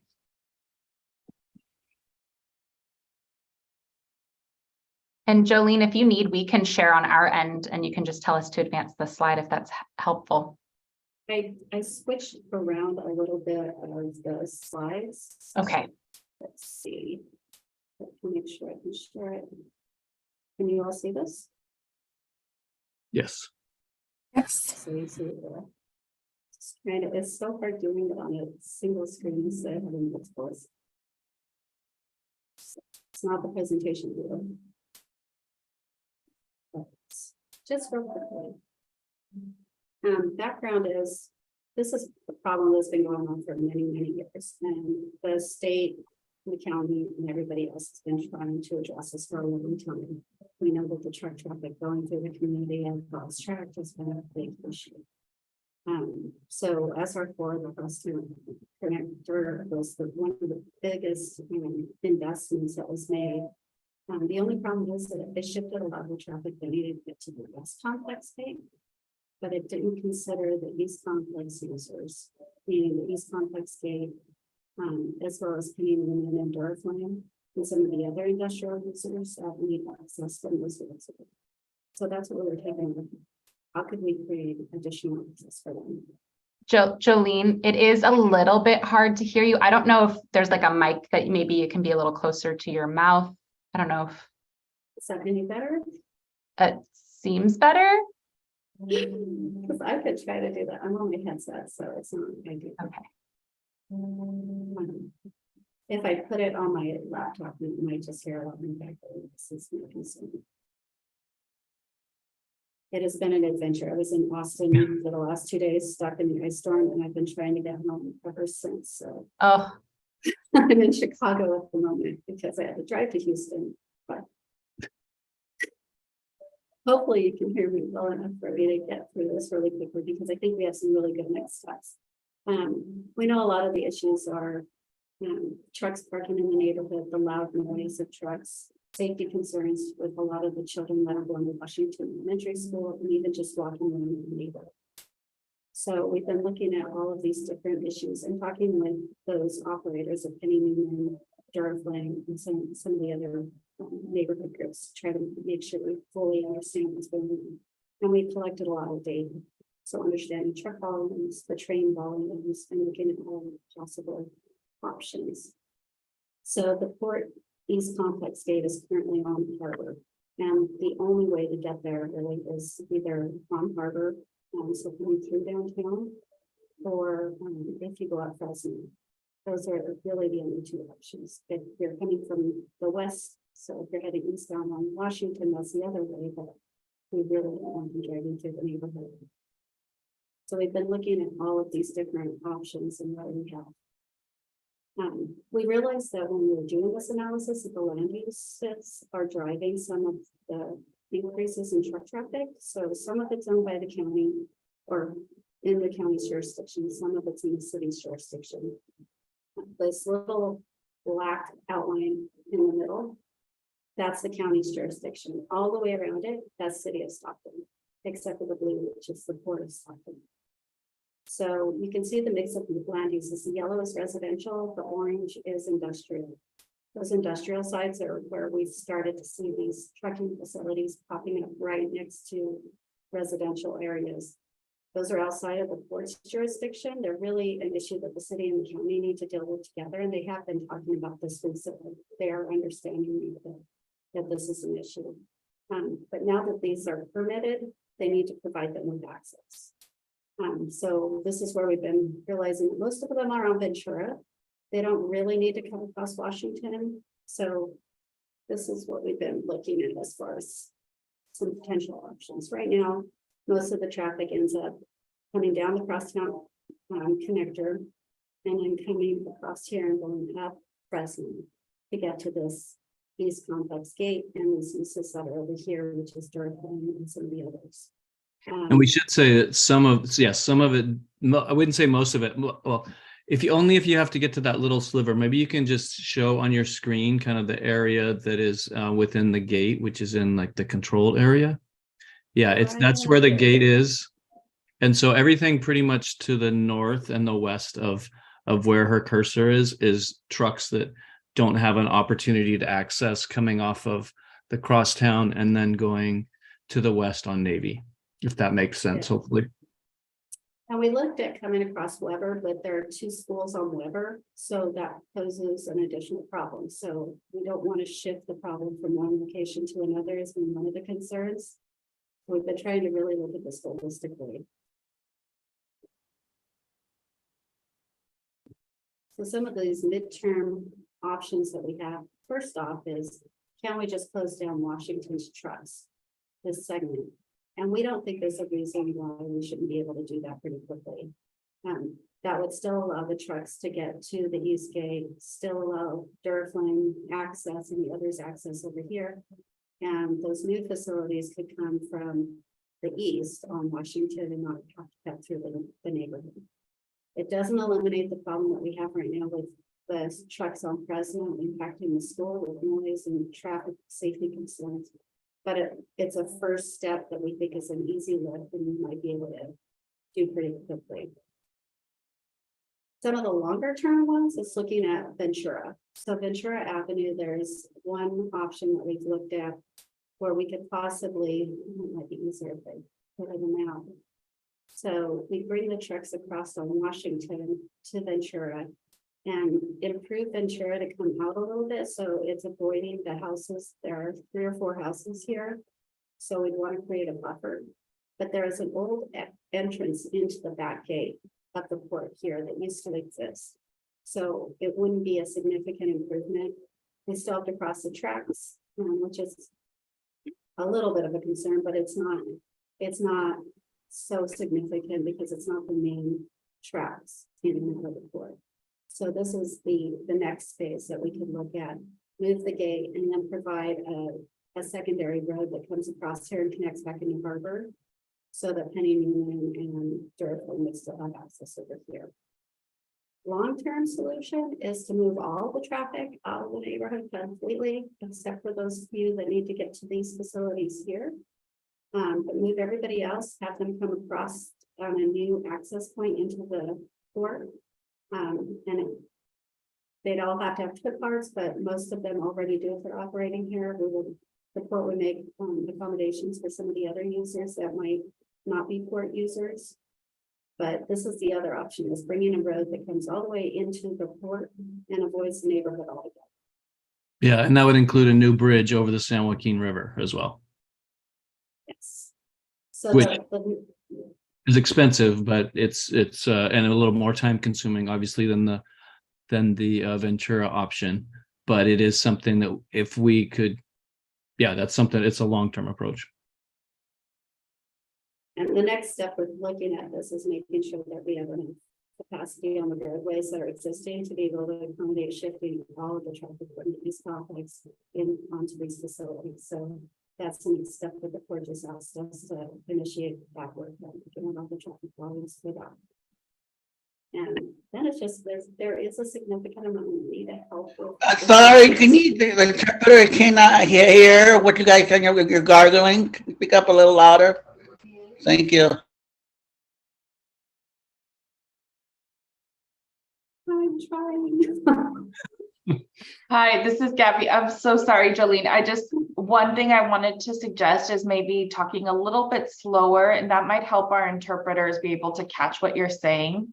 And I think that's why Doug unmuted too, so that the interpretation is clear for the ASL interpreters. Thank you so much. And we really appreciate your flexibility. And I know that you're presenting in kind of, less than desirable circumstances. So just thanks for working with us on this. We'll come back next month too, is probably another option. And we may have a little bit, another couple developments as well. So we're happy to do that. But the one you were saying about the truck, I have a lot of truck congestion come to my neighborhood. It did. I know it did Ventura Avenue and Garfield Avenue. Where is that located? That's in Boggs Track. So it wouldn't eliminate the trucks. I don't know what the trucks. I think you're north of the port, so those trucks are not accessing the port whatsoever.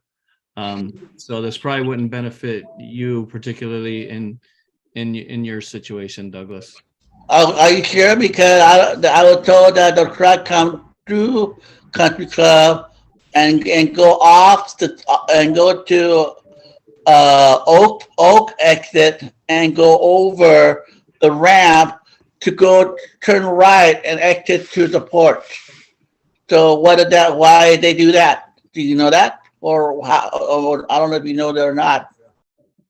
Are they coming from other industrial facilities near your home? They're normally coming from the trucker, where the trucker landed on Charter Way. So if you go on there and you make a right, there's there's a cutoff, and you can't have access to the port no more. They have to reroute to the left to go around to get to the port through that. Okay.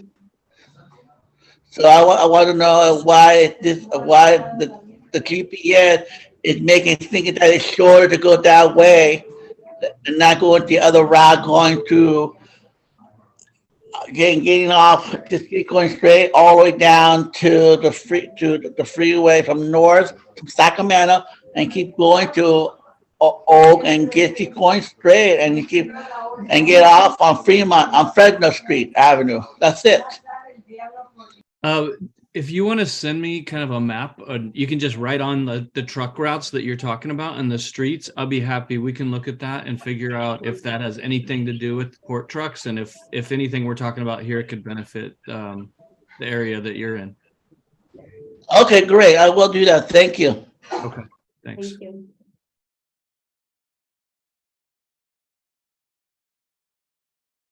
Okay. Are you all done, Jolene? I am. Okay, you want to go back real quick? A couple of things I wanted to point out. If you want to go back to that map, slide 10.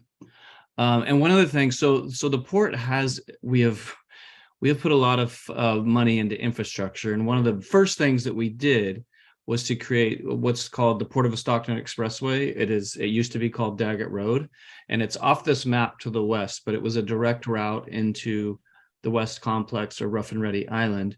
And at the time when we were talking to COG, San Joaquin County Council of Governments, as well as Caltrans, they were going to extend Highway 4, which you see kind of where it extends right now and where it now dead ends into Navy. It used to only go to Fresno. Now they've extended it to Navy, but the intent originally was to take it all the way over to the Port of Stockton Expressway and kind of be elevated above the water treatment facility. And that would have helped, tremendously. It still doesn't take away our one little sliver of access to get into the East Complex through the Harbor Road Gate, but it will help, continually to push additional traffic further to the west and away from the neighborhood. So I wanted to point that out. And then the other thing, so if you see just to the left of the box, you can see there's a bunch of north-south roads that are on the port.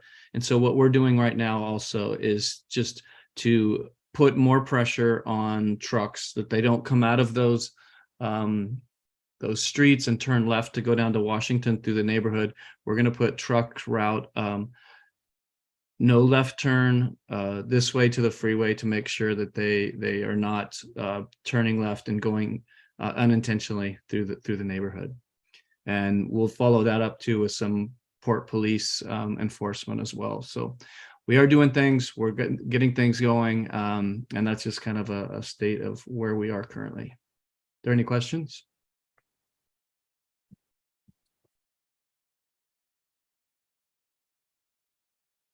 Okay. Well, either they couldn't hear you, Jolene, or you did a great job. So we're good to go. So no, we're happy to come back next month and kind of give another update and another quick, maybe more audible. I have a question. Sure. Everett.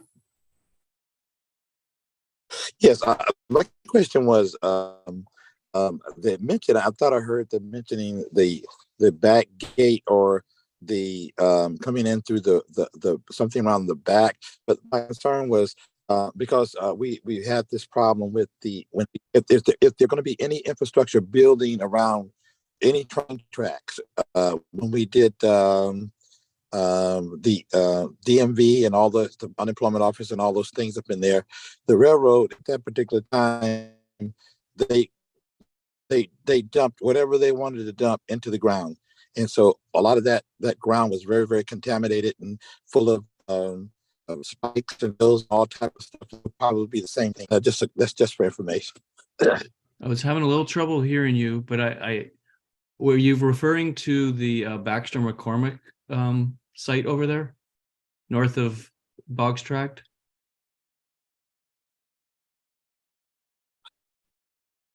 No, the back, you know how you come in off of Highway 4 and there's that, you talked about the Daggett Road and then the little bridge that, you know, the access they have there now, but there's something around the back there too. There was an area around the back. I thought you mentioned around that back area where there's a road that's already there, or they are thinking about rerouting that whole thing. What you hear, were they talking about rerouting that, where the trucks will go in through that way, or and then somebody mentioned about a bridge. So that's right in the area.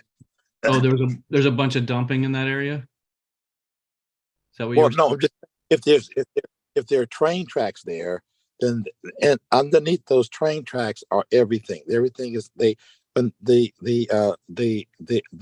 bury all their stuff right where they were. Wherever they did their work, that's where they buried their stuff. So when they got ready to go, like to do Lincoln Street, when they got ready to build the DMV, all that stuff was full of garbage stuff that the train people had put there, and they had to. That was more expensive because they had to go down there and get the contamination and all the other stuff out that they had left there. Okay, got it. Well, the good thing we've done so far is where we crossed the BNSF and the rail track on the Daggett or the Port of Stockton Expressway is we went over. We had to go over the so we did a grade separation over the rail. So It was good. didn't have to get into any of their nasty stuff. Right, good.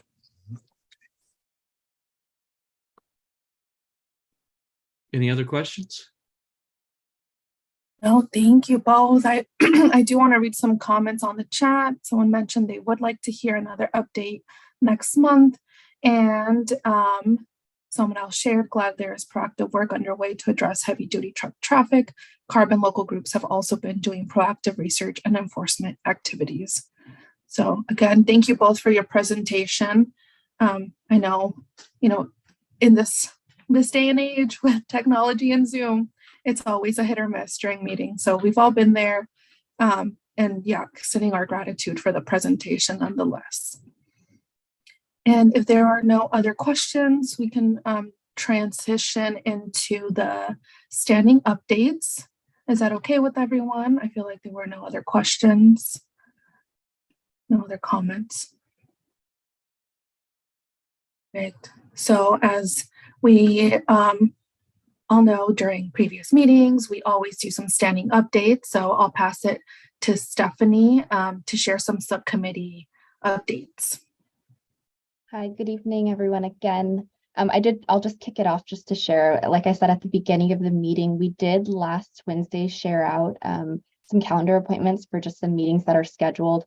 Like we've mentioned in previous meetings, we did really want to schedule some of these out on a recurrence. That way folks just knew when to expect it and it wasn't such a surprise. So you should all have calendar appointments for an upcoming regulatory and enforcement meeting, which is tomorrow at 4. The topic will be biomass power plants, and including DTE Stockton. Some of the other meetings that are in there are the outreach subcommittee, the heavy duty truck subcommittee, as well as the indoor air and weatherization subcommittee. And so those are all sent out. If folks have any questions, please email us. And then also we do, like I mentioned at the start of the meeting, I'll just reiterate that at our last tree subcommittee, there was a request to schedule a follow-up meeting. And so that's something that the district is working with all the groups that did participate. We want to make sure they're able to attend again. So we're working to reschedule that date and we'll get it out to you all soon. With that, there is a subcommittee that we haven't heard very much about, but that has been actively working kind of in the background that wanted to share an update today. So I did want to go ahead and pass it over to Taylor for an update on EV mechanic training. Thanks, Stephanie. Yeah, hey everybody. I'm Taylor Williams, resident here in Stockton for the CSC.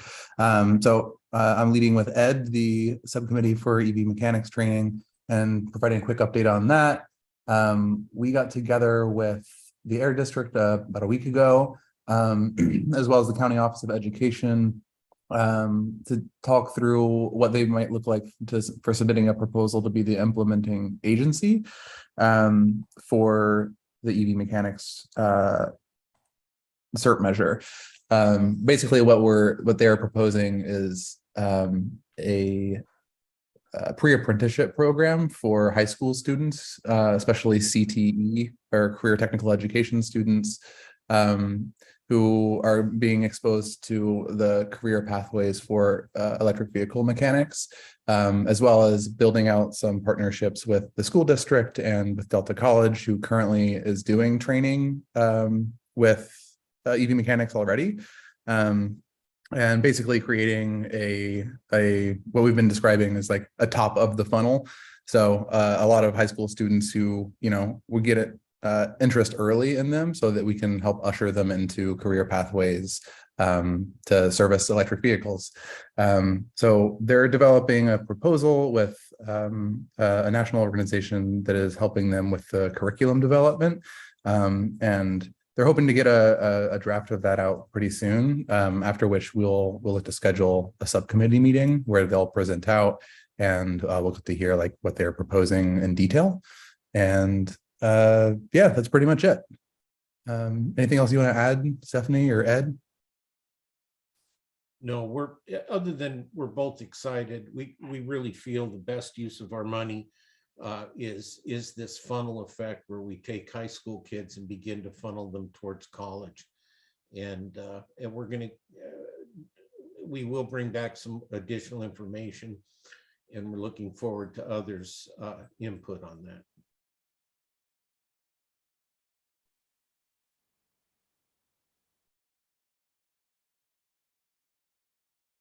Great, thank you for those updates. Stephanie, are there any other updates on your end?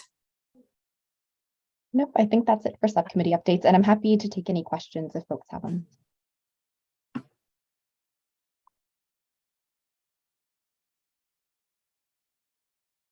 As Gabby mentioned earlier, if you have any questions, feel free to drop it in the chat as we're going through these updates. So next up, CARB. Is there a CARB representative that would like to share?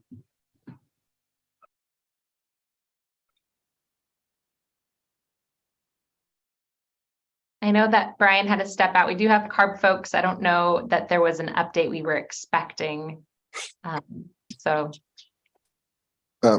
Eric, I'm not sure if that's still true. Yeah, can you hear me? We can. Okay, yeah, no, yeah, Brian couldn't make it, and he didn't really give me an update. I was here to answer any questions, and unfortunately I can't answer that one. But so no updates. But I can relay anything to him and get back to you. And this is Stephanie. We can follow up with Brian too, to see if he had anything he wanted to share out with the group. Awesome. Thank you, Eric. I do see a comment on the chat from Jeffrey that's geared towards Taylor and Ed. Mentioned he ran into a roadblock with his HR team regarding minors at the port. They continue to try to work these issues with USD to let them know if there's any way they can collaborate. So just wanted to share that. Yeah, Jeff, I'm happy to, I'll shoot you an email to figure that out too. I know that there's a couple of different balls in the air with EV like training programs. So I think we should be coordinated on that based on some of your intentions at the port as well. So let's touch base soon. It's been a while. Okay. Sounds good. Thanks. We didn't have to fish very much to find out that there's a tremendous amount of job programs out there. So we want to be a feeder into those programs. And Jeff, we're looking forward to seeing how the port can possibly use that in the future. So I know industries are working really hard. Manufacturers anyway are looking for electricians. That is a good start point for the feeder, and then they go into electric vehicle ultimately in the future, which is coming. So yeah, and the building trades, we talk a lot with those guys, and they might be able to support and help as well. Yeah, I'm happy to give you their contacts. Thanks, Jeff. Great. We love to see people connecting with each other. So that's great. Moving on to Port of Stockton, are there any other updates from Port of Stockton?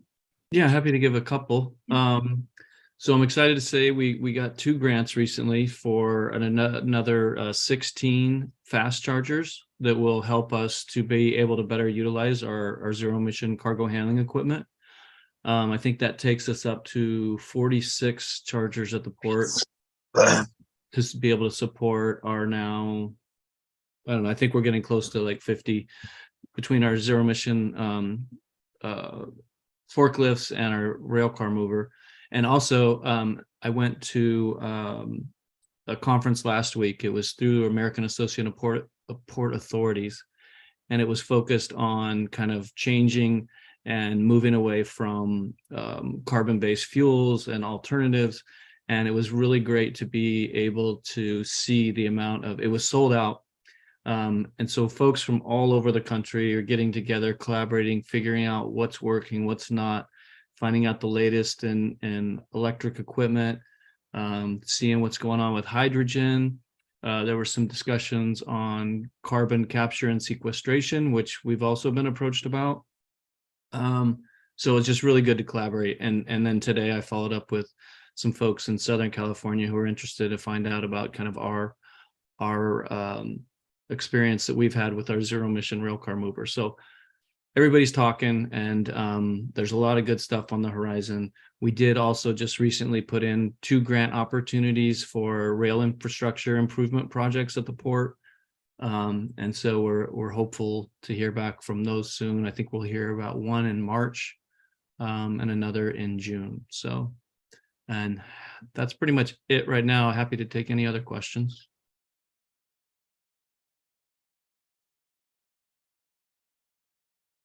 Okay, thank you. Thank you, Jeff. Appreciate that update. And I believe that is it for standing updates, unless there are any other questions. Yes, Jessica? Stephanie and I are going to sneak in and maybe do a quick little district update. It's sort of in the next steps, but I just figured right now is a good time. I wanted to let you know, after kind of coming up with some of the agenda topics, and working with some of our other committees, there are so many opportunities. And if you look back on the action items that Stephanie shared out today, there are a couple of action items that we're trying to get to, but we would love to do some of the things that we promised in person, if that is something that folks are interested in doing. And that's things like getting feedback on charging station locations and bike path infrastructure. I know we have a lot of technical tools, and we have been able to get great feedback the past few years from you all. But if folks are comfortable and we can find consensus, we are proposing tentatively, we'll still have to make sure we have a location for it, to have an April in-person meeting. So that gives us lots of time to think about it and plan for it. But I just wanted to put that on your horizon and think about it a little bit. I'm happy to take even just in the chat some feedback right now on that proposal. And then, of course, talk with you all kind of moving forward, and we'll make a little announcement and see if folks are interested. We would love to share a meal with you all and see each other in person, some of us for the first time. And we would certainly love to have a really interactive meeting. The plan with the meeting is that it will have 0 PowerPoint presentations, and I think we can all celebrate that. So that would be our goal, and we look forward to planning that with you all and giving you more updates as it gets closer. And then Stephanie also has an update. Yeah, thanks, Jess. Kind of in the vein of what Jess is saying, of just as we're coming into this new year, just planning for the future and this upcoming year. We definitely, I think as we're planning out all these subcommittees, know you all spend a lot of time in meetings with us, which we appreciate, but we just do want to make sure that all the meetings that we're scheduling are intentional and folks are able to kind of use that space in a good and effective way. We have been noticing in the last few months that the agenda settings are rather lightly attended. We might just get, a couple of people, maybe 2 or 3, sometimes more. But that kind of is leading us to wonder whether or not that space is as useful as kind of as we want it to be able to solicit feedback from you all. And so we do just want to kind of ponder or pose that question to you all, and maybe if you all will reflect on it. Perhaps the time is not so great for people. We'd love to hear that. Or maybe you all have ways in which you want to provide feedback on agenda items that doesn't include an actual, full hour meeting. So we did just want to share that observation with you all, and we'll plan to send out a survey just to follow up, just to see how folks are feeling about the agenda setting meeting. Maybe it's the fact that we can plan to hold them quarterly or some other kind of way, but we want to get just some feedback generally about how folks are feeling about the agenda setting meetings. and we can kind of work with you all to think about what they might look like in the coming months.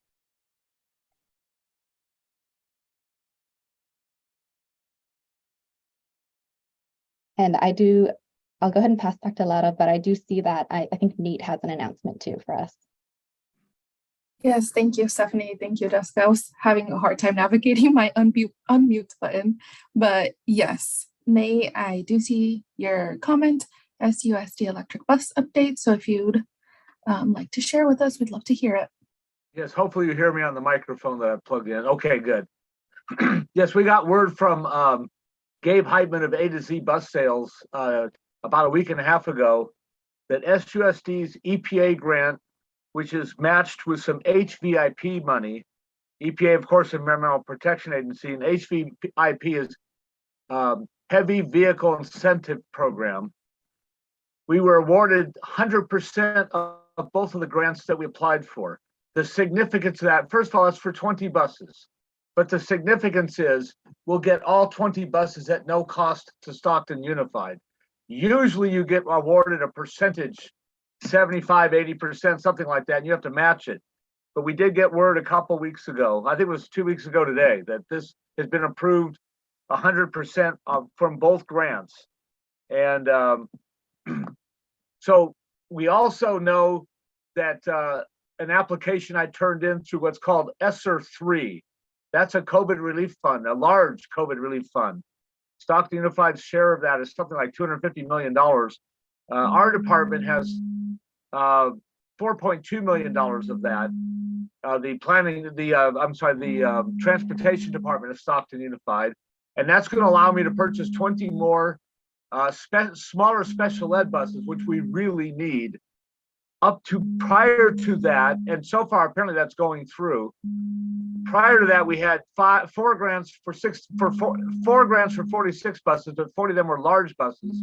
We have a greater need for small special ed buses, but now with the ESSER grant and one other grant, we have that up to 26 smaller buses. So in total, we're working on 5 grants for 66 buses. We actually have about 80 buses due to be retired in the next 18 to 24 months. So that fills a large part of the need. We're still working on more. We've also made renewed contact with the California Energy Commission.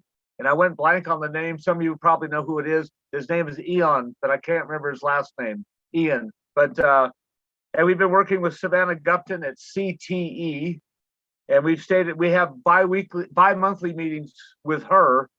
And so everything at the moment is relatively caught up with Stockton Unified and its various paperwork, because we were way behind fairly recently. And the last thing is we had 4 heavy-duty Chargers delivered today that were paid for 18 months ago. The paperwork, I guess, got shoved aside somewhere, and they were collecting dust in a place called the Mobility House. And we finally cleared up all the paperwork, and they've been shipped, and we received them today at our warehouse. So Stockton Unified's up to 25 Chargers, of which about 17 are operable at the moment, and 8 will be activated when we have smaller special ed buses coming on the property in approximately 12 to 14 months. So there's my update. Thank you so much, Nate, for your update, and congratulations. That sounds also amazing. And I know some folks on the chat are congratulating you and all the work that you've been doing to move the work forward. So such exciting news. Yes. Are there any other present agencies that would like to present an update?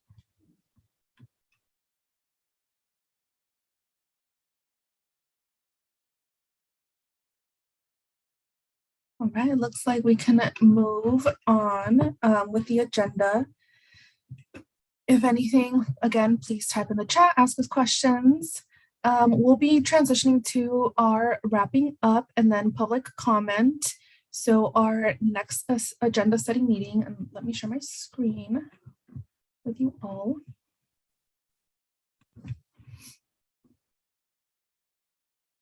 Can you all see my screen? Nice. Yeah. Perfect. So our next agenda setting meeting is on Thursday, February 9th. Oh no, I'm so sorry.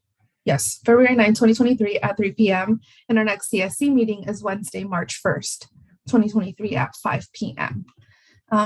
We would love to see you all at the agenda setting meeting, and we encourage you to share any reflections when Stephanie sends that survey she mentioned earlier, so we can get your feedback. Maybe it's the time, maybe we just need a refresher for the CSC, and we can bring that forward on how agenda meetings look like. So any ideas that you'd like to share with us, totally receptive of, implementing that so we can gain more participation.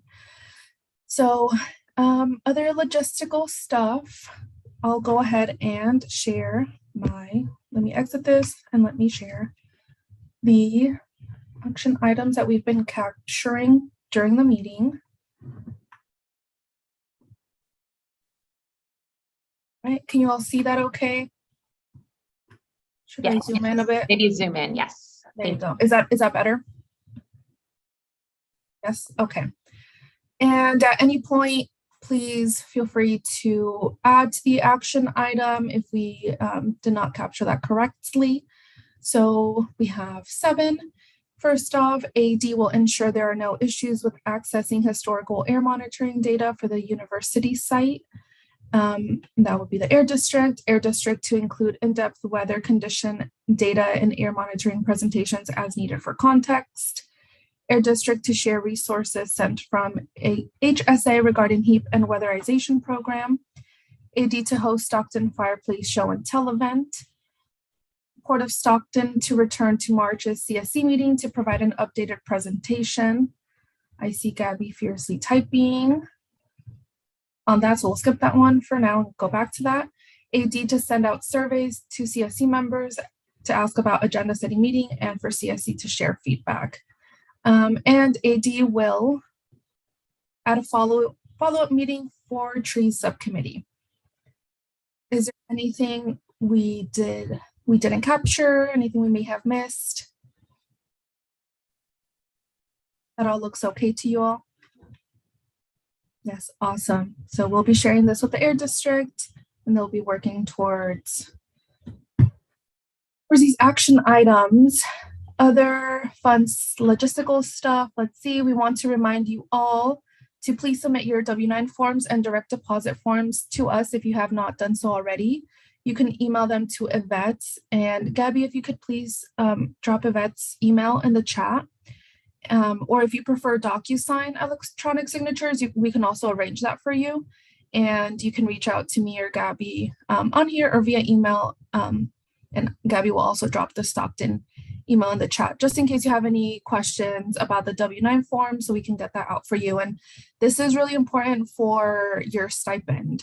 So making sure we all have those collected and in our system. And again, we want to thank Debbie for volunteering to co-host March CSC meeting. We're looking forward to working with you, and Stephanie, Gabby, and the team will be in contact with you so we can set up a date. But if anyone would like to volunteer for the April CSC meeting to be a co-host, you can email us or you can volunteer right now, whichever, no pressure, but we'd love to have you and yeah, build community with you while also being actively, engaged in the CSC process. And Gabby, is there anything I could have missed in this section, or are we okay to go to public comment?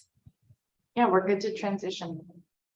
So now is some time for a public comment. It did look like, this is Stephanie. It did look like Douglas was waving, so I'm not sure whether or not he wants to raise his hand.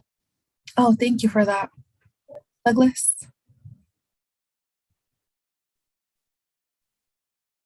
Oh, did they that wave may bye? have been a goodbye, yes. Oh, okay.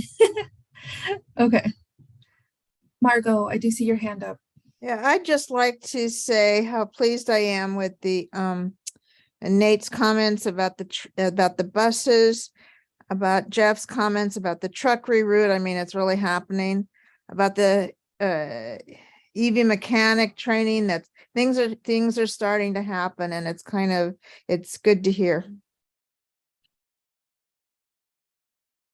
That's all. Yeah, definitely. Thank you, Margot, for sharing those sentiments. I'm sure folks like to be reassured that the work they're moving forward is appreciated. So appreciate you sharing. I would just want to share. I want to share today. I was picking up my grandson to take him to his new job, and we drove by the station behind Conway's school there, and to see and showed them the chargers there, and they look good. Everything looks excellent. It was I'm sentimenting to all the things that are going on. You guys are doing a great job. Everything's going forward. Let's keep on going forward. Thank you, Everett, for sharing. Much appreciated. And we have 1 minute left. Pandora, I see your hand up. I can tell you from the Conway aspect. My dog is snoring right in my. I can tell you from Conway, it is almost impossible to rent a car because they are always reserved. So the meal cars are in heavy use, which is absolutely amazing. So that's a really awesome update from the Conway aspect. Gotta build some more. Right? We need more.